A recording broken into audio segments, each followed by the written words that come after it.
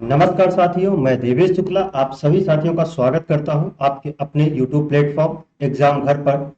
और आप सब अच्छे होंगे, स्वस्थ होंगे। तो आज जो है हमारी क्लास होने वाली है। जैसा कि आप सभी को पता है कि हमारा जो लोकसभा इलेक्शन 2024 था उसके रिजल्ट 4 जून को आ चुके हैं। किसी कारणवश कल क्लास नहीं आ पाई थी ये वाली। तो आज जो है इस क्लास को हम करेंगे। हम इलेक्शन जो हुए हैं, अब इलेक्शन हुए इसमें बहुत सारी चीजें हैं। कुछ लोग उसमें ढूंढेंगे कौन सा कैंडिडेट जीता, कौन सा हारा, किसको कितने वोट मिले, कौन सी पार्टी जीती, किस पार्टी को कितना वोट मिला।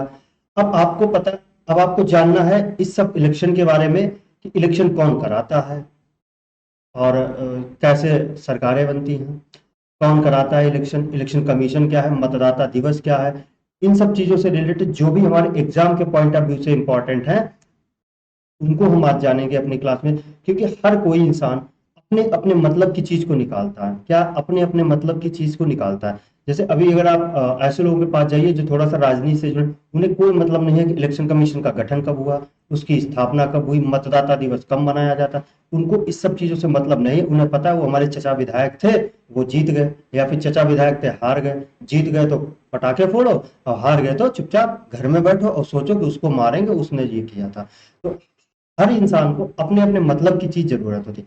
हमारे मतलब का क्या है इस इलेक्शन में, वो हम जानेंगे कि हमारे जो एग्जाम के पॉइंट ऑफ व्यू से है महत्वपूर्ण, उन सब चीजों को जानेंगे। आपको जानना बहुत महत्वपूर्ण है। तो इस एक ही क्लास में इलेक्शन से लेकर के इलेक्शन कमीशन हो गया आपका, उसका जो कॉन्स्टिट्यूशन यानी कि संविधान में जो उसका भाग है, भाग 15 के अंदर आपको पता है आर्टिकल कौन कौन से हैं चुनाव आयोग को लेकर, वह एक संवैधानिक संस्था है। ये सारी चीजें हम आपको सभी एक ही क्लास में आज बताने वाले हैं। आप ये आपके लिए इंपॉर्टेंट क्यों हो जाता है इलेक्शन कमीशन, कॉन्स्टिट्यूशन में भाग 15 जिसमें कि आपका इलेक्शन कमीशन की बात कही गई है, उसके जो आर्टिकल हैं वो इंपॉर्टेंट क्यों हो जाता, इंपॉर्टेंट और भी इसलिए हो जाता है इस साल 2024 में आने वाले एग्जाम्स के लिए, क्योंकि 2024 में लोकसभा का इलेक्शन हुआ है। कौन सा? लोकसभा का इलेक्शन हुआ है। तो आपको याद रखना है जो चीजें हम आज आपको बताएंगे, और वो आपके एग्जाम में बहुत ही महत्वपूर्ण रोल प्ले करेंगी। क्योंकि मैं बहुत ही मतलब अपने विश्वास, अपने अनुभव के साथ कह रहा हूं कि यहाँ से प्रश्न हर एक एग्जाम में आपको देखने को मिलेगा। तो आपको वो चीज जाननी है कि आप अपना क्या कर सकें, एग्जाम क्रैक कर सके। बाकी राजनीति से पढ़ने वाले लोगों को कोई मतलब होता नहीं है, और जो राजनीति में होते हैं उन्हें पढ़ने से मतलब कोई नहीं होता है, और जो पढ़ते हैं उन्हें राजनीति से कोई मतलब नहीं होता। हाँ, आप बड़े, आप एक जॉब पालो, एक अधिकारी बन जाओ, और उसके बाद में फिर आप राजनीति में आ सकते हैं। ये भी बहुत अच्छी बात है, क्योंकि राजनीति में पढ़े लिखे लोगों का होना बहुत जरूरी है, नहीं तो फिर मामला डामाडोल ही है। तो देखेंगे, जैसा कि आप देख रहे हैं कि लोकसभा चुनाव 2024, और एक ही क्लास में क्या है आज सारी चीजों को हम कवर करेंगे।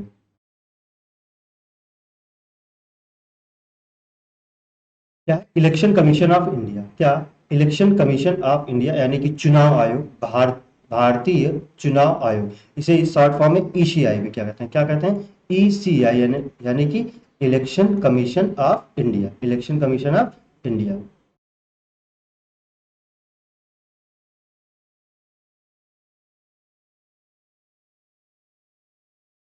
सबसे पहले तो जो इलेक्शन कमीशन है इसकी स्थापना होती है 25 जनवरी 1950।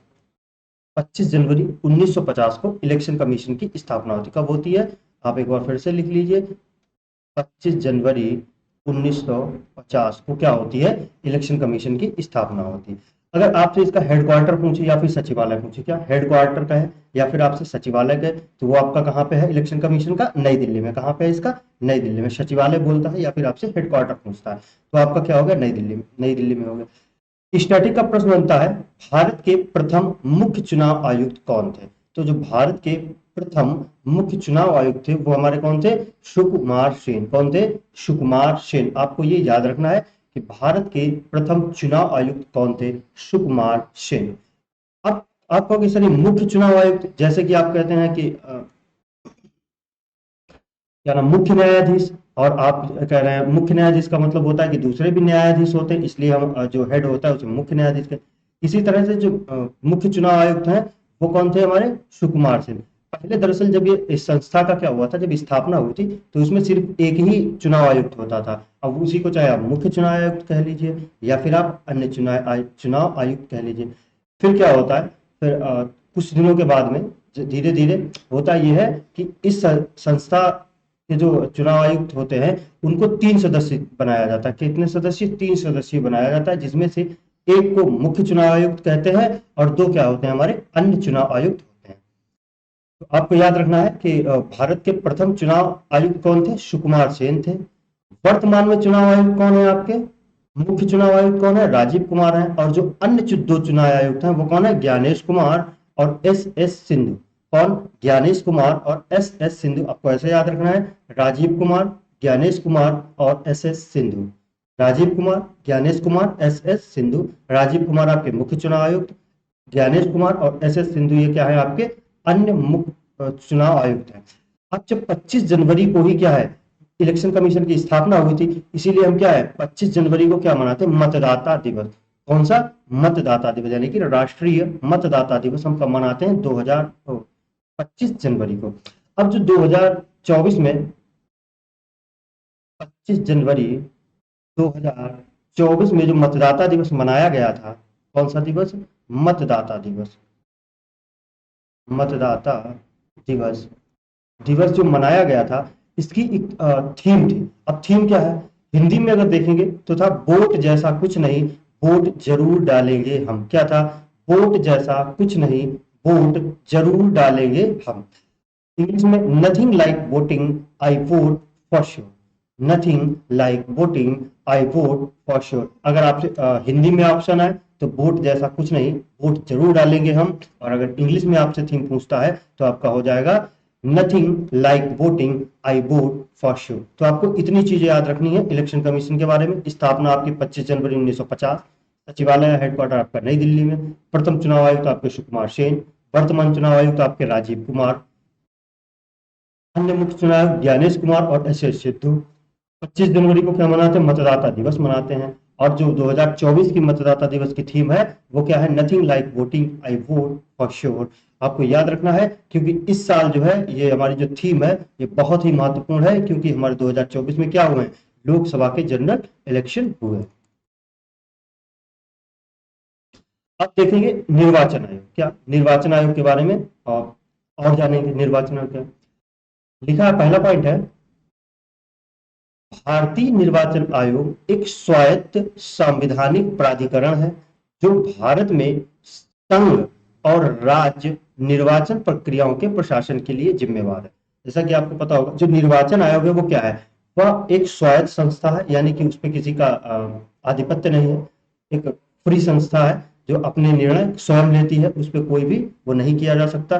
तो जो निर्वाचन आयोग है वो आपकी एक स्वायत्त संस्था है। और कैसी संस्था है आपकी? संवैधानिक प्राधिकरण है। कैसा है? संविधानिक। अब जब संवैधानिक शब्द लग गया तो इसका मतलब ये हो गया कि जो निर्वाचन आयोग है इसकी चर्चा जो है आपको कहीं ना कहीं कहाँ मिलेगी? संविधान में मिलेगी। और संविधान में कहाँ मिलेगी? आपकी भाग 15 में। कहाँ? भाग 15 में। और आर्टिकल 324 से 329। कहाँ? भाग 15 में 324 से 329 तक किसकी चर्चा है? आपकी निर्वाचन आयोग की। बहुत इंपॉर्टेंट है ये बात कि जो निर्वाचन आयोग है वह किस भाग में, संविधान के किस भाग में है। आपसे नॉर्मल सा क्वेश्चन पूछ लेता है एग्जाम में तो आपको बताना है भाग 15 में। आर्टिकल पूछे तो 324 से लेकर के 329 में। ये करता क्या है? इसका काम क्या है? संघ राज्य निर्वाचन प्रक्रियाओं के प्रशासन के लिए जिम्मेदार। संघ का आपका संघ यानी कि केंद्र, राज्य यानी कि स्टेट, इनके लिए क्या है? इनमें जो निर्वाचन प्रक्रियाएं होती हैं इनके लिए क्या है? ये जिम्मेवार है। यही जो है आपका चुनाव कराता है, चाहे वो राज्य के चुनाव हो, राज्य विधानसभा के चुनाव हो या फिर संघ के चुनाव हो। अब जैसे आपका लोकसभा हो गया, राज्यसभा हो गया, आपका राष्ट्रपति वो लोकसभा का चुनाव, राज्यसभा का लोकसभा, राज्यसभा, आपका राष्ट्रपति, उपराष्ट्रपति और जो विधानसभाओं का चुनाव है ये सब चुनाव कौन कराता है? आपका निर्वाचन आयोग कराता है। अगले पॉइंट में यही चीज लिखी हुई है कि यह निकाय भारत में लोकसभा, राज्यसभा, राज्य विधानसभाओं तथा देश में राष्ट्रपति और उपराष्ट्रपति के पदों के लिए निर्वाचन का प्रबंध करता है। क्या लोकसभा, राज्यसभा, राष्ट्रपति, उपराष्ट्रपति और राज्य की विधानसभाओं का निर्वाचन कौन कराता है? आपका कराता है निर्वाचन आयोग आपके कराता है। अगला इसका और का काम क्या है? देश में मतदाता सूची तैयार करना तथा समय समय पर संशोधित करना तथा पात्र मतदाताओं को सूची में जोड़ना। अब अगर आपसे ये पूछे कि जो मतदाता, देश की जो मतदाता सूची होती है उसे तैयार करना किस संस्था का काम होता है? आपसे ऑप्शन में रख दे राष्ट्रपति, निर्वाचन आयोग, राज्य राज्य निर्वाचन आयोग या फिर संसद या विधानसभा, मतलब जो भी हो। तो आपको क्या बताना है कि जो देश में, याद रखना, बहुत ध्यान से सुनना, कि देश में मतदाता सूची करने का काम किसका होता है? आपका निर्वाचन आयोग का होता है। वहीं अगर पूछे जो राज्य के, जैसे हमारे पंचायत चुनाव होते हैं, पंचायत चुनाव कौन कंडक्ट कराता है? तो जो आपके पंचायत चुनाव होते हैं, जैसे ग्राम पंचायत हो गया, आपका ब्लॉक पंचायत हो गया, आपका जिला पंचायत हो गया, जो हमने आपको स्थानीय सुशासन में बताया था, इस ये वाले जो चुनाव है ये हमारा कराता है राज्य निर्वाचन आयोग। ये जो हम पढ़ा रहे हैं ये हम आपको संघ का निर्वाचन आयोग पढ़ा रहे हैं, और वो जो राज्य निर्वाचन आयोग है वो आपका क्या करता है? मतदाता पंजीकरण करता है। कहाँ पे? आपका पंचायत चुनाव के लिए करता है, पंचायत चुनाव के लिए करता है। और जो आपका निर्वाचन आयोग है ये आपका देश के में मतदाता सूची को तैयार करता है और समय समय पर संशोधित करता है। और जो संशोधित करने का मतलब ये हुआ, मान लीजिए कोई खर्च हो गया चाचा, तो उनका क्या है? उनका नाम हटाना, और जो नए मतदाता है उनको क्या करना है? सूची में जोड़ना। किसका काम होता है आपका? ये आपका काम होता है निर्वाचन आयोग।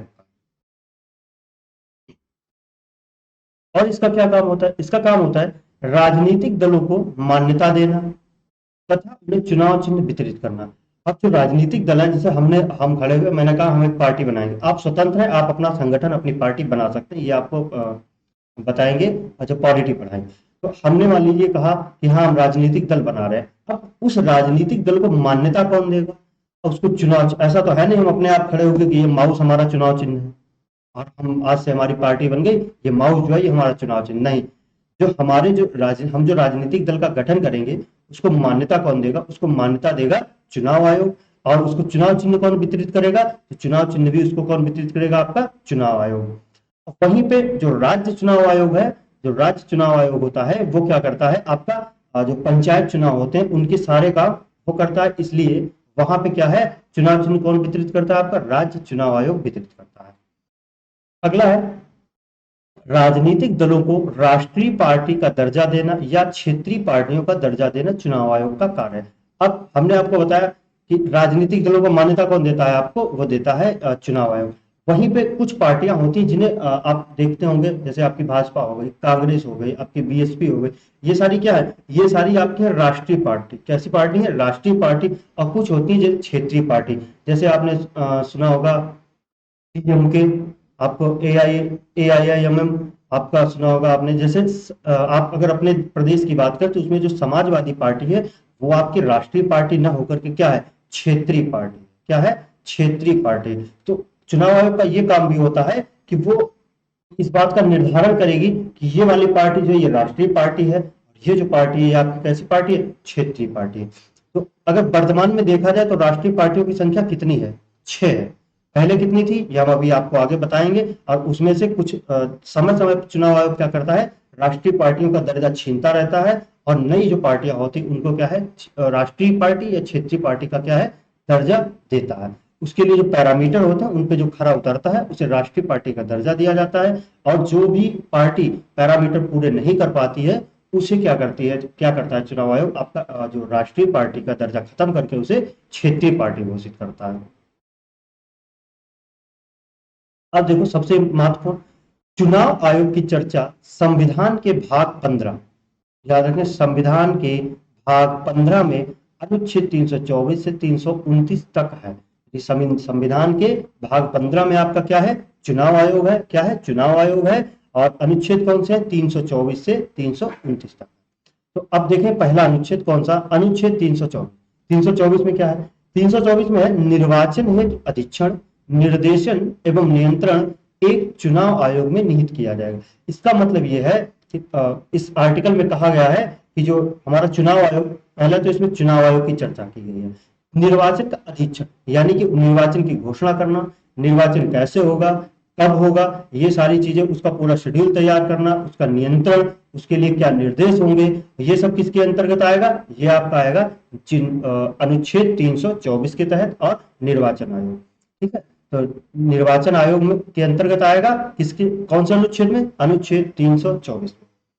अनुच्छेद 325 कहता है कि कोई भी व्यक्ति या तीन चीजें, धर्म, नस्ल, जाति अथवा लिंग, यानी कि कोई भी व्यक्ति है हमारे देश का, धर्म, नस्ल, वो चाहे किसी धर्म का हो, चाहे वो किसी नस्ल का हो, चाहे किसी जाति का हो, या फिर चाहे वो किसी लिंग का हो, के आधार पर किसी विशेष मतदाता सूची में शामिल होने या शामिल न होने का दावा करने के लिए अयोग्य नहीं है। इसका मतलब यह है कि एक लाइन आप याद रखिए कि 325 में कहा गया है कि हमारे देश का कोई व्यक्ति धर्म के आधार पर, नस्ल के आधार पर, जाति के आधार पर या लिंग के आधार पर उसके साथ भेदभाव नहीं किया जाएगा कि वो मतदान कर सकता है या मतदान नहीं कर सकता है, और मतदान के योग्य है या मतदान के अयोग्य है। तो ये बात आपको याद रखनी, चार चीजें याद रखनी, कौन सी, धर्म, नस्ल, जाति और लिंग के आधार पर किसी को आप ये कह सकते हैं मतदाता सूची में शामिल करने के लिए कोई मना नहीं कर सकता, या फिर उसे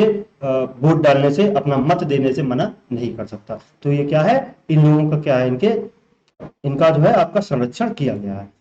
अनुच्छेद 326 क्या कहता है, ये कहता है लोकसभा एवं राज्य की विधानसभाओं के निर्वाचन वयस्क मताधिकार पर आधारित होगा। इसमें कहा गया है 326 में आर्टिकल में कहा गया है कि जो लोकसभा है और जो राज्य की विधानसभाओं के चुनाव है, इनका जो निर्वाचन है वयस्क मताधिकार, वयस्क मताधिकार का मतलब यह है कि 18 साल आप कब वोट डाल सकते हैं, 18 साल, क्या 18 साल की जब आप उम्र पा लेते हैं तो आपका एक वोटर आईडी कार्ड बनता है और उसके थ्रू क्या करते हैं, आप मतदान कर सकते हैं।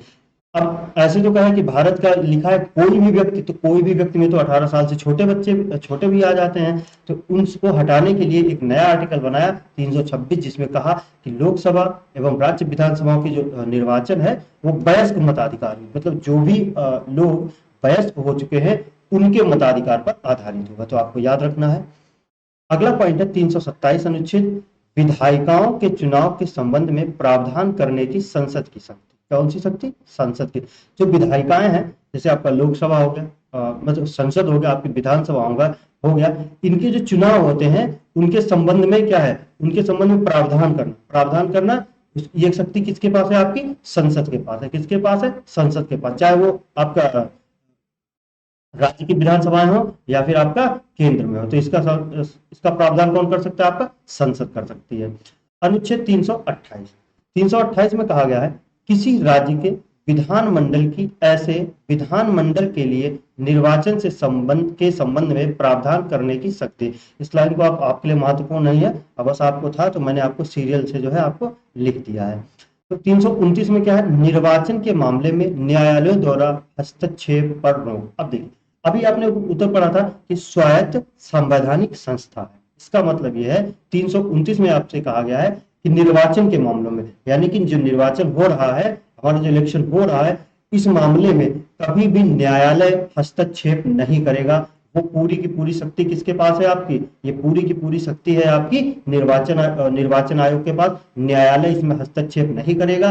अब ये नहीं है जैसे अगर निर्वाचन आयोग चाहे कोई, जैसे आप मान लीजिए कोई कैंडिडेट खड़ा होता है, वो पात्र है खड़े होने के या नहीं है, मतलब अपना नॉमिनेशन कराने के लिए कि वो चुनाव लड़ सकता है नहीं लड़ सकता है, किस आधार पर लड़ा नहीं लड़ सकता है, इस बारे में आपका न्यायालय कुछ भी नहीं कर सकता है। इसकी इस तरह की पूरी शक्तियां किसके पास है, आपकी, वो है आपकी निर्वाचन आयोग के पास में। तो आपको 329 याद रखना है, 324 याद रखना है, 325 याद रखना है, ये और वयस्क मताधिकार की बात कही गई आपसे 326 में। तो 3 से 4 अनुच्छेद हैं जो आपको याद रखना है।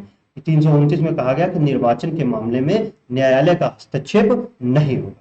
तो आपको इतनी आर्टिकल जो है ये याद रखना है। आगे बढ़ेंगे। अब बात आती है जो हमारा निर्वाचन आयोग, इसकी संरचना क्या है संरचना के सामने अभी आपको बताया कि पहले ये एक सदस्य था, उसके बाद में क्या होता है, एक संशोधन अधिनियम आता है और इसे क्या बना दिया जाता है, इसे 3 सदस्यीय संस्था बना दी जाती है। तो पहला पॉइंट है आपका, मूल रूप से आयोग में केवल एक चुनाव आयुक्त थे। जब ये इसका स्थापना हुई तो कितने चुनाव आयुक्त थे, आपके एक चुनाव आयुक्त थे। लेकिन चुनाव आयुक्त संशोधन अधिनियम 1989 के बाद इसे एक बहुसदस्यीय निकाय बना दिया गया। बहुसदस्यीय का मतलब हो गया एक से ज्यादा। तो पहले कितने थे? पहले आपका एक था, लेकिन वर्तमान में कितने कर दिए गए? आपका 3 कर दिया गया, जिसमें एक आपका मुख्य चुनाव आयुक्त होता है और 2 आपके अन्य चुनाव आयुक्त होते हैं। तो अगला पॉइंट है आपका, आपको याद रखना है स्थापना के समय एक सदस्यीय संस्था थी, लेकिन वर्तमान में ये आपकी 3 सदस्यीय संस्था बन चुकी है। अगला पॉइंट है चुनाव आयोग में मुख्य चुनाव आयुक्त यानी कि सीईसी, यानी कि चीफ इलेक्शन कमिश्नर, इसे क्या कहते हैं? सीईसी, मुख्य चुनाव आयुक्त या मुख्य चुनाव आयुक्त या फिर चीफ इलेक्शन कमिश्नर जो है, तथा अन्य आयुक्त जिन्हें राष्ट्रपति द्वारा समय समय पर चुना जाता है, वे भी इसमें शामिल होंगे। अब देखिए, अगर बात करें कि जो हमारे चुनाव आयुक्त हैं या फिर जो अन्य चुनाव आयुक्त हैं, इनकी नियुक्ति कौन करता है, तो आपको सीधा सा याद रखना है कि इनकी जो आपकी नियुक्ति है, इनकी जो नियुक्ति है, नियुक्ति कौन करता है? नियुक्ति इनकी करता है राष्ट्रपति। कौन करता है? राष्ट्रपति। इनकी नियुक्ति कौन करता है? आपका राष्ट्रपति। अगर इनके कार्यकाल की बात करें, वह भी हम आपको आगे आपकी स्लाइड में है, तो आगे देखेंगे। तो है चुनाव आयोग में मुख्य चुनाव आयुक्त तथा अन्य मुख्य चुनाव, फिर अन्य जो चुनाव आयुक्त हैं, इनकी नियुक्ति किसके द्वारा की जाती है? आपकी राष्ट्रपति के द्वारा समय समय पर की जाती है। अगला पॉइंट है, वर्तमान में इसमें सीईसी और 2 चुनाव आयुक्त शामिल है। कौन? एक तो है आपके चीफ इलेक्शन कमिश्नर और 2 आपके इलेक्शन कमिश्नर है। आप 3, पहला हमने बताया था कौन है मुख्य चुनाव आयुक्त? आपके राजीव कुमार, और जो अन्य है वो है आपके ज्ञानेश कुमार और एस सिद्धू। इनका कार्यकाल जो होता है कितना होता है? 65 वर्ष की आयु या फिर 6 साल, यानी कि इनका जो कार्यकाल है वो है आपके 6 या फिर 65, क्या 6 या फिर 65। अब ये जिस बच्चे को भी नहीं पता है, हमारे जिस जो साथी ये नहीं इसको डिकोड कर पा रहा है कि 6 और 65 का 6 और 65 का मतलब है, मान लीजिए आपकी उम्र 60 साल है। क्या है? मान लीजिए आपकी उम्र 60 साल है और आपको मुख्य चुनाव आयुक्त नियुक्त किया जाता है। क्या मुख्य चुनाव आयुक्त आपको नियुक्त किया जाता है? आपकी उम्र 60 साल। तो जब आपका कार्यकाल कितना होना चाहिए? 6 वर्ष या फिर 65 वर्ष आयु पाने। अब जब आप 60 से बढ़ेंगे, 61, 62, 63, 64 और 65, तो पहले क्या आ गया? 65 है। आपके 6 साल नहीं पूरे हुए, लेकिन 65 संख्या पहले आ गई, तो आपको क्या है? 65 साल पे रिटायर कर दिया जाएगा, यानी कि आप अपना टेन्योर 6 साल का पूरा नहीं कर पाएंगे। यानी कि या तो आपको नियुक्ति से अगले 6 साल तक, या फिर आपकी नियुक्ति की उम्र से अगले 65 साल, यानी कि जो भी पहले हो जाए। अब मान लीजिए आपकी उम्र है 58 ईयर्स। कितनी? 58 ईयर्स। अब आप आगे जाते हैं मुख्य चुनाव आयुक्त बन के या फिर चुनाव आयुक्त, तो 59, 50, 60, 61, 62, 63 और 64। 64 पे आपके क्या हो जाएंगे? 6 साल पूरे हो जाएंगे। तो अब आपका इंतजार नहीं किया जाएगा कि आप 65 साल के हो तब आपको हटाया जाए। तब क्या किया जाएगा? आपका 64 साल में आपको रिटायरमेंट दे दी जाएगी, यानी कि नियुक्ति से या तो आप 6 साल तक रहेंगे, या अपनी उम्र जो है आपकी एज उससे 65 साल तक रहेंगे। तो इसका मतलब ये है कि सीईसी की नियुक्ति करता है राष्ट्रपति। सीईसी का आपका कार्यकाल क्या होता है? आपका 6 या 65 वर्ष, जो भी पहले आ जाए। इसकी जो वेतन होता है, क्या इनके जो वेतन होते हैं, तो वेतन किसके बराबर होते हैं? कैबिनेट सचिव। कौन से? कैबिनेट सचिव के बराबर होते हैं। इनके वेतन मान किसके बराबर होते हैं? आपके कैबिनेट सचिव के बराबर होते हैं।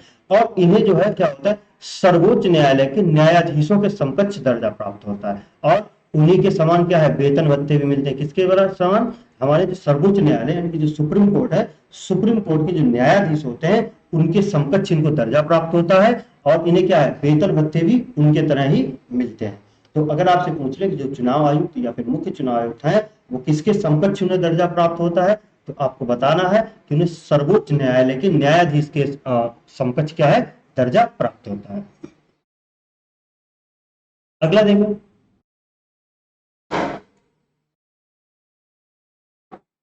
अब इसको ये वाला पॉइंट समझने से पहले एक बात मेरी समझ। हमने आपको बताया कि जो राष्ट्रपति की जो राष्ट्रपति है, वो मुख्य चुनाव आयुक्त या फिर जो अन्य चुनाव आयुक्त हैं, उनकी नियुक्ति करता। ये बात सही है, आपने समझ ली। लेकिन पहले क्या था? सन 2023 से पहले इनकी नियुक्ति जो है कौन कर, जो मंत्रिपरिषद होती थी उसकी सलाह पर राष्ट्रपति कौन करता था? आपका जो राष्ट्रपति है, वो जो मंत्रिपरिषद होती थी उसकी सलाह पर चुनाव आयुक्त या फिर मुख्य चुनाव आयुक्त की आपकी जो नियुक्ति है वो राष्ट्रपति करेगा। लेकिन सन 2023 में क्या हुआ, सर्वोच्च न्यायालय के 5 न्यायाधीशों की एक बेंच बैठती है और उसमें सर्वसम्मति से यह फैसला सुनाया जाता है कि जो मुख्य चुनाव आयुक्त है उसकी नियुक्ति अब जो है आपका मंत्रिमंडल की सिफारिश पर न हो करके एक कमेटी बनेगी। उस कमेटी का गठन किया गया कि अब जो है इस कमेटी के सिफारिश पर राष्ट्रपति क्या करेगा, चुनाव आयुक्तों की नियुक्ति करेगा। अब उस कमेटी में कौन कौन होगा, अब सुप्रीम कोर्ट ने कहा कमेटी में कौन होगा, एक तो आपके पीएम होंगे, एक आपका विपक्ष का नेता होगा, विपक्ष का नेता, विपक्ष का नेता होगा, और तीसरा कौन होगा, तीसरा स्वयं क्या है, सीजेआई होंगे। कौन होंगे, सीजेआई होंगे। तो ये 3 लोगों की कमेटी बनेगी। ये तीनों जिनका भी नाम जो है आपका राष्ट्रपति के पास भेजेंगे, राष्ट्रपति उसकी नियुक्ति करेगा। तो आपको याद रखना है पहले मंत्रिमंडल के की सिफारिश पर होती थी, लेकिन वर्तमान में सन 2023 से क्या हो गया, आपका पीएम यानी कि प्रधानमंत्री और सदन में विपक्ष का नेता और चीफ जस्टिस ऑफ इंडिया, इन 3 लोगों की सिफारिश पर की जाएगी। आपको ये बहुत ही इंपॉर्टेंट है, 2023 में ऐसा फैसला दिया था हमारे सुप्रीम कोर्ट ने। तो आपको इस बात याद रखनी है किनकी किनकी कौन कौन होंगे उस कमेटी में, प्रधानमंत्री, विपक्ष का नेता और चीफ जस्टिस ऑफ इंडिया। वही चीज आपकी इस पॉइंट में लिखी। 2023 में सर्वोच्च न्यायालय की 5 न्यायाधीशों की पीठ ने सर्वसम्मत से निर्णय सुनाया कि मुख्य चुनाव आयुक्त और चुनाव आयुक्तों की नियुक्ति राष्ट्रपति द्वारा प्रधानमंत्री, लोकसभा में विपक्ष के नेता एवं भारत के मुख्य न्यायाधीश, अब ये बात और ऐड कर लें कि लोकसभा में विपक्ष के नेता, क्योंकि विपक्ष का नेता तो आपका राज्यसभा में भी होता है, लेकिन आपको याद रखना है कि जो लोकसभा का विपक्ष का नेता होगा वो प्रधानमंत्री और आपके सीजेआई यानी कि 3 लोगों की कमेटी होगी, जिसके सिफारिश पर राष्ट्रपति जो है आपका क्या है, इनकी नियुक्ति करेंगे। अगर यदि विपक्ष का कोई नेता उपस्थित नहीं है, अब मान लीजिए कभी कभी क्या होता है कि विपक्ष में कोई नेता है ही नहीं, जैसे एक सरकार है उसने विपक्ष ही पूरा खत्म कर दिया। इस बार बहुत अच्छा चुनाव हुआ। एक देखिए आप एक बार जान लीजिए जो लोकतांत्रिक जो हमारे देश हैं, जो भी देश है लोकतांत्रिक, वैसे हमारा तो देश लोकतांत्रिक ही है, लोकतांत्रिक देश में विपक्ष का मजबूत होना बहुत अच्छी चीज मानी जाती है। क्या है, बहुत ही अच्छी चीज मानी जाती है, क्योंकि अगर एक ही सत्ता के पास पूर्ण बहुमत होगा, सामने वाला विपक्ष मजबूत नहीं होगा, तो क्या है, फिर वो क्या है, एक तरह से ऑटोक्रेसी की तरफ बढ़ने लगता है। तो इसलिए क्या है कि विपक्ष का, लोकतंत्र में विपक्ष का मजबूत होना बहुत ही अच्छी चीज है। और जो 2024 में जो इलेक्शन हुआ है, इसमें आप सबको पता है कि विपक्ष जो है इस बार मजबूती से उभर के आया है और मजबूती से वो सदन में बैठेगा और अपनी बातों को, अपने तथ्यों को, उनकी चीजों पे जो पक्ष में है उन पे क्या है, आपका फैसले देगा या फिर उन पे सुझाव देगा अपने। तो अगर मान लीजिए विपक्ष किसी समय राष्ट्रपति को नियुक्त करना है और उस समय क्या है कि विपक्ष में कोई नेता ही नहीं है, तो फिर उसकी जगह पे कौन होगा, तो उसकी जगह पे कौन होगा कि ऐसी पार्टी, लोकसभा में ऐसी पार्टी जिसका क्या है, जो सबसे बड़ा उसका संख्या दल है, कितना, यानी कि सबसे बड़ा संख्या दल है, यानी उस पार्टी के क्या है, सबसे ज्यादा सदस्य है, वही चीज लिखी हुई है। यदि विपक्ष का कोई नेता उपस्थित नहीं है तो संख्या बल के आधार पर लोकसभा में सबसे बड़े विपक्षी दल का नेता ऐसी समिति का सदस्य होगा। तो आपको ये बात याद रखनी है। अब एक और आपका है 61 यानी कि 61वां संविधान संशोधन अधिनियम 1989, ये आपको याद रखना, ये आपके लिए बहुत ही महत्वपूर्ण है। ये संविधान संशोधन होता है 1989 में और इसमें किया जाता है, मतदान की आयु को 21 वर्ष से घटाकर 18 वर्ष कर दिया जाता है। आप याद रखना है। अगर आपसे प्रश्न ऐसे पूछे कि किस संविधान संशोधन के द्वारा मतदान की उम्र 21 साल से घटा करके 18 साल की गई, तो आपको याद रखना है वो आपका संविधान संशोधन कौन सा है, 61वां संविधान संशोधन है 1989। आपको ये लाइन ऐसे ही याद रखनी है। अब देखते हैं और कुछ महत्वपूर्ण चीजें। जो निर्वाचन आयोग है इसका टोल फ्री नंबर है, टोल फ्री नंबर क्या है, 1950 यानी कि 1950। किसका टोल फ्री नंबर है, आपका निर्वाचन। आप ऐसे भी याद रख सकते हैं इसकी स्थापना कब हुई थी, 1950 में हुई थी, तो इसका टोल फ्री नंबर क्या है आपका 1950। अब कुछ बहुत ही महत्वपूर्ण क्या है, चुनाव आयोग के ऐप एवं पोर्टल। आपसे प्रश्न पूछता है एग्जाम में कई प्रश्नों में कई आपके एग्जाम्स में प्रश्न आते हैं कि जो स्वीप ऐप का संबंध किससे है। आपका पूछ लेगा कि सुप्रीम कोर्ट से, हाई कोर्ट से, किसी मंत्रालय का नाम ले देगा, या फिर पूछेगा आपका चुनाव आयोग से। तो आपको याद रखना है चुनाव आयोग के द्वारा स्वीप। तो आपको याद रखना है एक तो ये स्वीप ऐप है, सी विजिल ऐप है, आपका KYC app, voter helpline app, ये तो आप याद रखेंगे, सक्षम ऐप, और एक है सीईओ। ये वाली पूछी जा चुकी है आपकी एग्जाम में, ये वाली भी पूछी जा चुकी है, ये भी पूछी जा चुकी है, और ये वाली भी। ये चारों ऐप जो है आपकी एग्जाम में आ चुकी है, ऐप या फिर वेबसाइट। सीईओ वेबसाइट किससे संबंधित है? आपकी चुनाव आयोग से संबंधित है। सी विजिल आपकी जो ऐप है वो भी किससे संबंधित है? ये भी आपकी चुनाव आयोग से संबंधित है।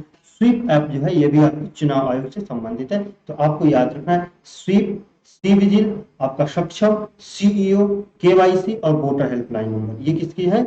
ये आपके किससे संबंधित है? आपकी ये आपकी निर्वाचन आयोग से संबंधित है। एक और है, हम आपको बताते हैं, सुपेस पोर्टल है,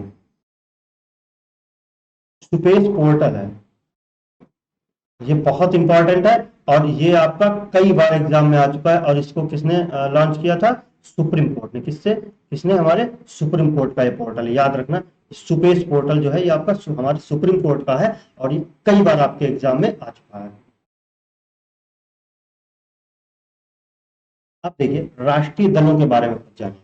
राष्ट्रीय दल क्या होते हैं, उन्हें कैसे चिन्ह मिलते हैं, उनका उनके क्या क्या पैरामीटर होते हैं। मैंने आपको क्या, इस क्लास में आपको इन सब चुनाव से लेकर के, चुनाव आयोग से लेकर के सारी चीजें मैं क्लियर कर, ये आपको मैं बताने वाला नहीं हूँ कि भाजपा ने कितनी सीटें जीती, कांग्रेस ने कितनी जीती, अखिलेश यादव ने क्या कहा, राहुल गांधी ने क्या कहा, मोदी जी ने क्या कहा। इन सब चीजों को हमसे कोई लेना देना नहीं, हमारे एग्जाम में ये सारी चीजें नहीं आती हैं।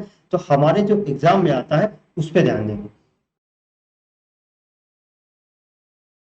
अगला है पॉइंट हमारा राष्ट्रीय दल।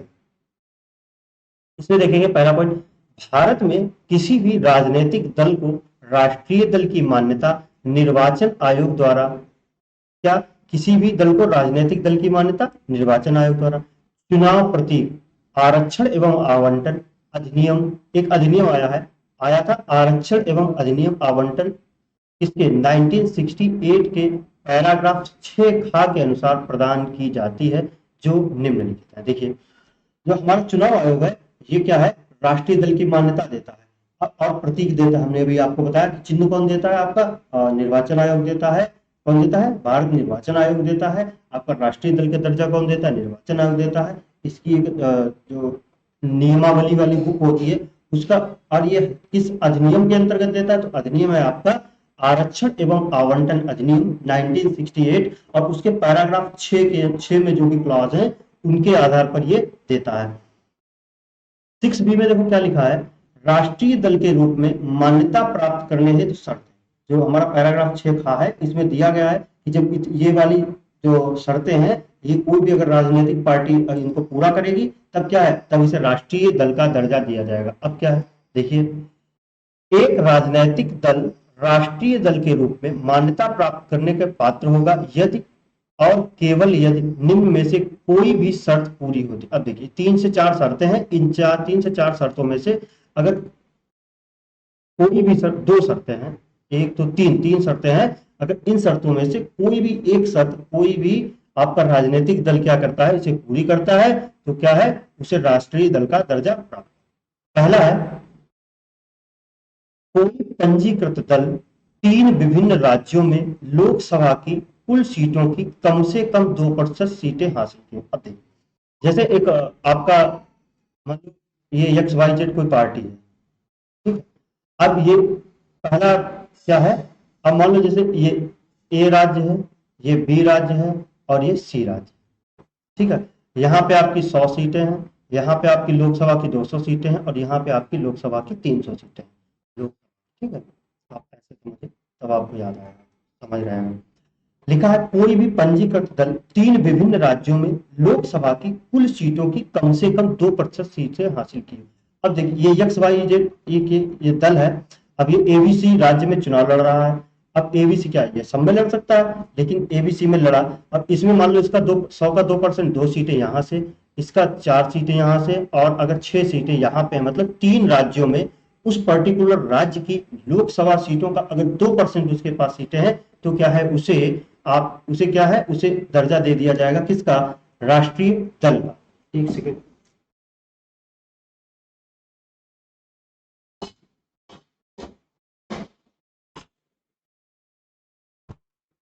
क्या है, इसे जो है आपका राष्ट्रीय दल का दर्जा दे दिया जाएगा।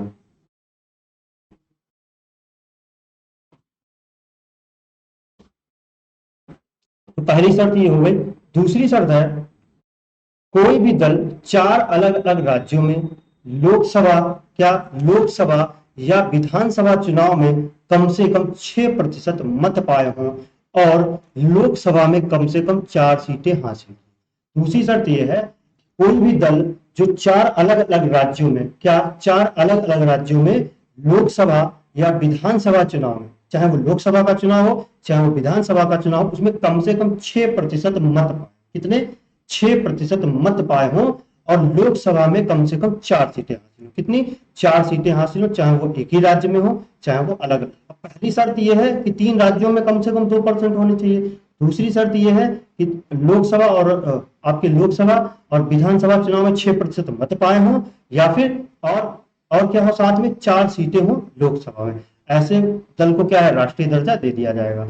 तीसरा पॉइंट है, किसी भी दल को कम से कम 4 या उससे अधिक राज्यों में राष्ट्रीय दल का मान्यता, यानी कि कोई भी ऐसा राजनीतिक पार्टी जिसे कम से कम, यानी कि कम से कम 4 राज्यों में क्या है आपका राज्य दल का दर्जा प्राप्त हो, क्या, राज्य दल का दर्जा प्राप्त हो, तब भी क्या है, उसे आपका राष्ट्रीय दल का दर्जा दे दिया जाएगा। ये बात आपको याद रखनी है।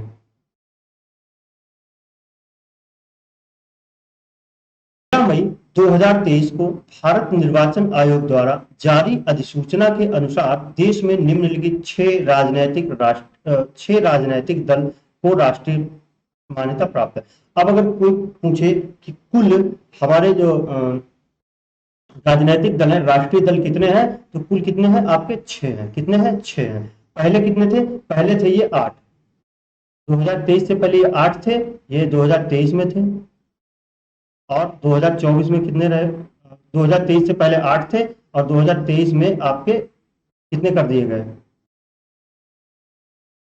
6 कर दिए गए। इसका मतलब ये हुआ कि अब इसमें किया क्या गया, अब आप ऐसे भी कह सकते हैं कि सर 8 से 6 हो गए, इसका मतलब ये है 2 का दर्जा समाप्त कर दिया गया। नहीं, आपसे प्रश्न पूछेगा कि 2023 में निर्वाचन आयोग ने कितने राष्ट्रीय दलों का दर्जा समाप्त किया, तो 3 का समाप्त किया है। किसका, कौन कौन से, भारतीय कम्युनिस्ट पार्टी, टीएमसी, ममता बुआ वाली, और तीसरा है आपका राष्ट्रीय जनता दल, यानी कि 3 का खत्म कर दिया। तो कितने बचे, 8 में से 3 अगर आप घटाएंगे तो 5 बचेंगे, लेकिन एक ऐसी पार्टी थी जिसे क्या है, राष्ट्रीय दल का दर्जा दिया गया, तो कितने हो गए, 6 हो गए। अब वर्तमान में कौन कौन है आपके, आम आदमी पार्टी, भारतीय जनता पार्टी, भारतीय राष्ट्रीय कांग्रेस, बहुजन समाजवादी पार्टी, भारतीय कम्युनिस्ट पार्टी और नेशनल पीपल पार्टी।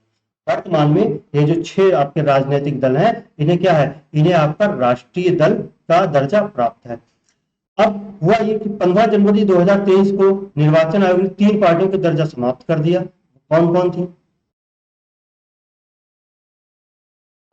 वो आपका है, पहला भारतीय कम्युनिस्ट पार्टी, दूसरी टीएमसी और तीसरी है आपकी राष्ट्रीय जनता दल। 3 का समाप्त किया। अब मिला किसे, अगर आपसे पूछे कि हाल ही में किस राष्ट्रीय पार्टी को किस राजनीतिक दल को राष्ट्रीय पार्टी का दर्जा मिला, तो आपको 2023 में किसको मिला है, आम आदमी पार्टी को, यानी कि केजरीवाल जी को। किसको, हमारे केजरीवाल जी को क्या मिला है, इन्हें, इनकी जो पार्टी है आम आदमी पार्टी, इसे राष्ट्रीय दल का दर्जा मिला है। अब देखिए कुछ लोकसभा इलेक्शन के रिजल्ट को 2024 में, तो आपने बहुत सारे रिजल्ट देखे होंगे, तो हम आपको मोटा मोटा बता रहे हैं। एनडीए क्या है, एनडीए, एनडीए की फुल फॉर्म है नेशनल डेमोक्रेटिक अलायंस। ये किसके देखरेख में है, आपका बीजेपी के, किसके, बीजेपी की देखरेख में है, कौन सा, नेशनल डेमोक्रेटिक अलायंस। और अगला है, एक है यूपीए, यूपी यानी कि यूनाइटेड प्रोग्रेसिव अलायंस। ये किसके अंतर्गत है, ये आपका कांग्रेस के अंतर्गत है, कांग्रेस के अंतर्गत है। लेकिन जो 2024 का इलेक्शन हुआ, तो वो हमारा हुआ किसके, एनडीए और INDIA अलायंस। क्या, INDIA एक अलायंस बना यूपीए हटा करके, और उसके बीच चुनाव हुआ, जिसमें कि एनडीए ने आपकी टोटल कितने सीटें प्राप्त की, 292, और जो इंडी अलायंस था इसने आपकी कितनी सीटें प्राप्त की? 232। अब INDIA की फुल फॉर्म क्या आपसे पूछ सकता है एग्जाम में? Indian national development inclusive alliance. क्या? Indian national development inclusive alliance, ये आपका इसका नाम है। तो 2024 के इलेक्शन में एनडीए को मिलती हैं 292 सीटें और इंडी अलायंस को मिलती हैं आपकी 232 सीटें। अब मामला यह है कि ये सरकार कौन बनाएगा? तो सरकार वही बनाएगा जो क्या है 272 क्या है सीटें प्राप्त करेगा। और वैसे तो इसके पास बहुमत है, लेकिन अब देखिए आगे क्या होता है। उन सब चीजों से हमें मतलब नहीं है कौन किस पार्टी में जाता है, कौन क्या होता है, लेकिन जो हमारे जो जरूरत की चीजें हैं, हमारे एग्जाम की दृष्टि से जो महत्वपूर्ण है, वो चीजें आपको जाननी है, ये आपको याद रखना है। आगे बढ़ेंगे और देखेंगे कुछ ईवीएम के बारे में।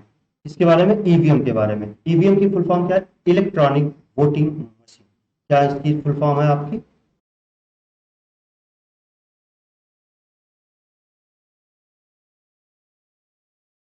Electronic voting machine. Electronic voting machine, यहां से भी आपके एग्जाम में प्रश्न आते हैं, तो हम आपको वही वाले पॉइंट लेकर के आए जहां से आपके एग्जाम में प्रश्न आते हैं।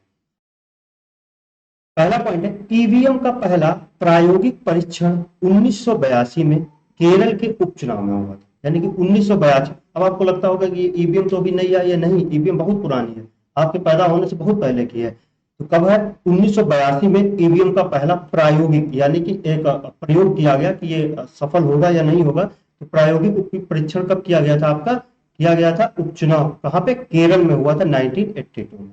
अगला है इसका व्यापक प्रयोग कब किया गया? 1998 के विधानसभा चुनाव में। कहा? राजस्थान में। राजस्थान में जो विधानसभा चुनाव हुए थे 1998 में, वहां पे ईवीएम का व्यापक तरीके से यानी कि पूरी तरह से उपयोग किया गया था। अब 2013 में नोटा सब का प्रयोग किया गया। क्या? नोटा का प्रयोग किया। कहां पर? सबसे पहले छत्तीसगढ़ में। कहां पे सबसे पहले नोटा का उपयोग कहां किया गया था? छत्तीसगढ़ में, सन 2013 में। कहां पे? सन 2013 में। अब अगर आपसे पूछे नोटा की फुल फॉर्म क्या है, तो नोटा की फुल फॉर्म क्या है? नन ऑफ द, मतलब आपके ऊपर से नीचे तक क्या होते हैं, अगर हमारे जिन भी साथियों ने जो भी मतदान करने के लायक हैं यानी कि क्या है, वयस्क हैं, तो उन्होंने देखा होगा ऊपर से नीचे तक क्या होता है, एक आपका सारे जो राजनीतिक पार्टियों के निशान होते हैं यानी कि चिन्ह होते हैं, और सबसे नीचे लिखा होता है नोटा। अब ये आपका मतदान, आपका मत है, आप बिल्कुल फ्री हैं कि आप किसको वोट करते हैं। आपको लगता है कि ना हम भाजपा को वोट कर सकते हैं, ना कांग्रेस को वोट कर सकते हैं, आपकी समझ में ये सारी पार्टियां बेकार हैं, तो आप अपना मत का प्रयोग करेंगे कहाँ पे? नोटा में। कहाँ पे? नोटा में। यानी कि इनमें से हम किसी को भी वोट देना नहीं चाहते। क्या है? इनमें से हम किसी को भी वोट देना नहीं चाहते। आपको पता होगा अगर किसी पोलिंग पर, अगर किसी बूथ पर सबसे ज्यादा नोटा पड़ता है, तो वहां का क्या है, आपका चुनाव निरस्त कर दिया जाता है। किसी भी मतलब जैसे लोकसभा क्षेत्र में या फिर विधानसभा क्षेत्र में अगर कहीं सबसे ज्यादा नोटा पड़ते हैं, तो क्या होता है, वहां का चुनाव निरस्त कर दिया जाता है।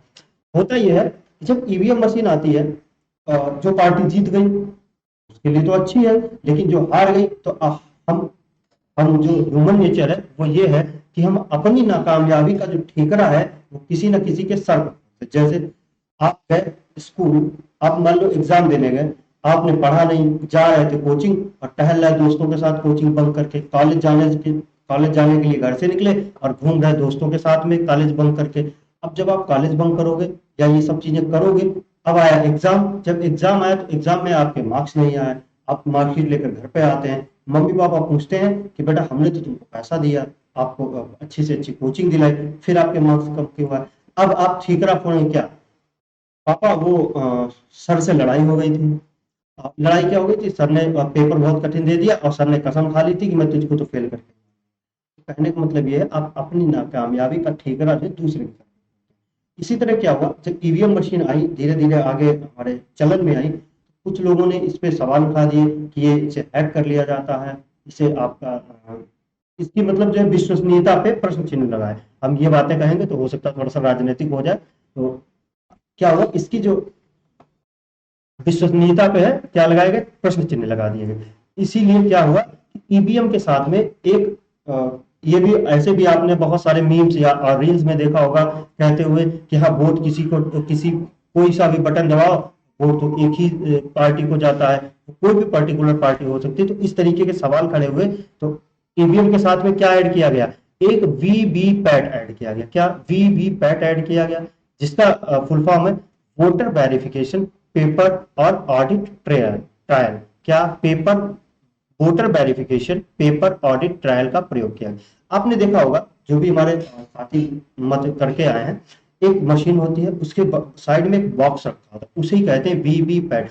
आप जिस भी पार्टी को यानी कि जिस भी चिन्ह को दबाते हैं उंगली से, उसका निशान जो है आपको ये आपको वीवीपैट में दिख जाता है, जिससे ये सिद्ध होता है कि आपने वोट इसको दिया है, तो यही वाला जो है यहीं पे वोट आपका पड़ा है। तो इसके लिए वीवीपैट आया। अब वीवीपैट का फुल फॉर्म आपका क्या हो गया, voter verification paper audit trial. इसका प्रयोग कब से शुरू हुआ, वीवीपैट का प्रयोग शुरू होता है सन 2017 से। किससे, सन 2017 से। एक सबसे महत्वपूर्ण जो आपका यूपीपीसीएस और कई ऐसे एग्जाम्स में आ चुका है कि वर्तमान में वीवीपैट में यम3 वर्जन का प्रयोग हो रहा है। कौन से वर्जन का, यम3 वर्जन का प्रयोग हो रहा है। एक और प्रश्न यहां से जो पूछा जाता है, जो हमारे उंगली पे जो स्याही लगाई जाती है, जो इंक लगती है, देखिए मेरी उंगली पे अब भी आपको लगी दिख रही होगी, तो जो ये इंक होती है, आप देखेंगे जब ये लगाई जाती है तो क्या होती है, ये ब्लू कलर की होती है। कैसी होती है, ये ब्लू कलर की होती है। लेकिन जैसे ही ये हवा के संपर्क में आती है तो कैसी पड़ जाती है, आपकी ब्लैक पड़ जाती है। कैसी पड़ जाती है, आपकी ब्लैक पड़ जाती है। तो ये जो मतदान की स्याही है, इसमें आपसे एग्जामिनर पूछता है कि जो मतदान की स्याही है इसमें क्या कौन सा वो होता है, तो इसमें आपका सिल्वर नाइट्रेट होता है। क्या होता है, सिल्वर नाइट्रेट होता है। और सिल्वर नाइट्रेट जो है आपका जब भी हवा के संपर्क में आता है तो क्या करता है, उसको ब्लैक कर देता है, और ये कुछ दिनों तक क्या है, आपके उंगली पे निशान छोड़ के जाती है। तो आपको याद रखना है, जो मतदान की स्याही होती है उसमें सिल्वर नाइट्रेट पाया जाता है। वीवीपैट का यम3 वर्जन यूज किया जा रहा है। वीवीपैट कब से प्रयोग में आया, 2017 से। तो इन सब चीजों को आपको याद रखना है। और अगला पॉइंट है, ईवीएम में अधिकतम 3600 वोट स्टोर किए जा सकते हैं। कितने, एक ईवीएम मशीन में आपके मैक्सिमम 3600 वोट स्टोर किए जा सकते हैं।